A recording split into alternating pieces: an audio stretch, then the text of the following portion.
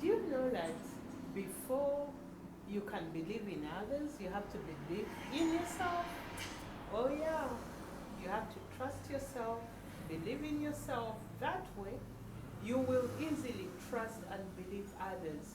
But if you feel untrustworthy in your heart or feeling unfaithful in your dealings, guess what?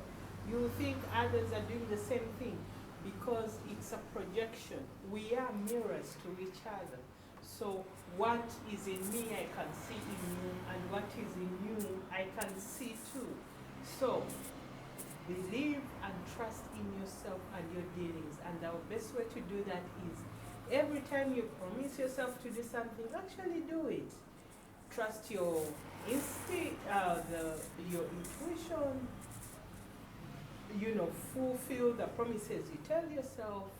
In that way, as you believe and trust in the things you know for your work, it will be easy to believe and trust others because you know that, okay, if I can do this, chances are others can do the same.